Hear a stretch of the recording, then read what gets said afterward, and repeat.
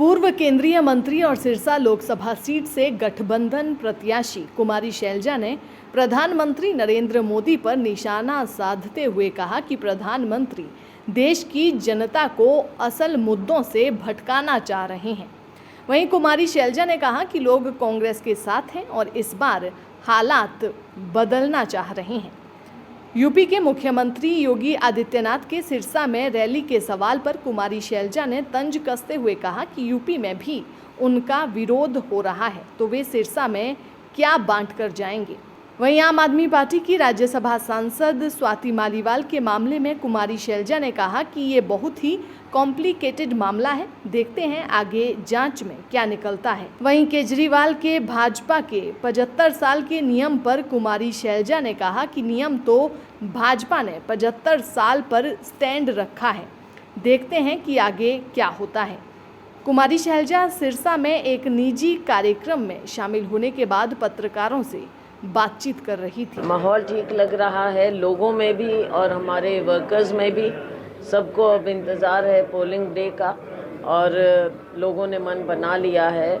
और दिन ब दिन जिस प्रकार से भाजपा का ग्राफ गिर रहा है और आप देख रहे हैं माननीय प्रधानमंत्री जी के भी अब लेटेस्ट भी जो मतलब कभी टेंट की, कभी मंगलसूत्र की, कभी भैंसों की, मतलब ये हो क्या रहा है देश को कि देश के शीर्ष नेता जब ऐसी बात करें जो देश चला रहे हैं तो लोग ये समझते हैं कि कभी गंभीरता विकास के बारे में भी आएगी क्या। मैम एक सवाल उठाया है केजरीवाल जी ने कि 75 साल हो जाएंगे तो नेता बदल जाएंगे बीजेपी में, अगले जो प्रधानमंत्री होंगे अमित शाह होंगे, इसको आप किस तरह से देखो ये अलग बातें हैं और उनके केजरीवाल जी का ओपिनियन है लेकिन ये भी तो बात है ना कि भाजपा ने खुद कह रखा है उनका या जो भी स्टैंड रखा है अब तक, कहा हो ना कहा हो, अभी तक तो स्टैंड रखा है ना 75 साल का। अब देखते हैं आगे रखते हैं कि नहीं। कांग्रेस का स्लोगन है हाथ बदलेगा हालात, कितने हालात बदलेंगे? देखो देश के हालात बदलने वाले हैं, ये सबको महसूस हो रहा है कि पिछले 10 साल वाले हालात अब आगे नहीं चल सकते। लोकतंत्र का जिस तरह से गला घोंटने का प्रयास किया है, अनडिक्लेयर्ड इमरजेंसी देश में लगाने की कोशिश, छोटे दुकानदार से लेके ऊपर तक सब पर दबाव दमन चल रहा है।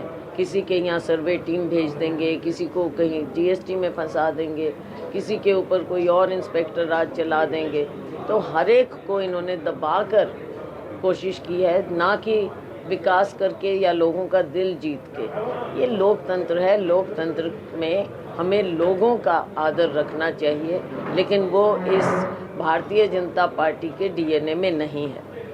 पिछले दिनों इनकम टैक्स डिपार्टमेंट में भी आग लगी, उसको आप किस तरह से देखते हैं? क्या अब इस चीज़ की तो इंक्वायरी होना चाहिए ना।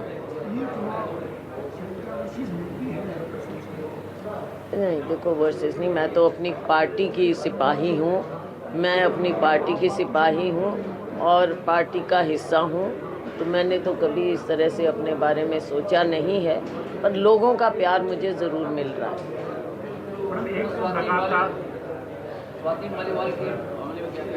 हाँ बड़ा अजीब सा कॉम्प्लिकेटेड सा मामला है, अब देखो उसमें क्या निकलती है बात।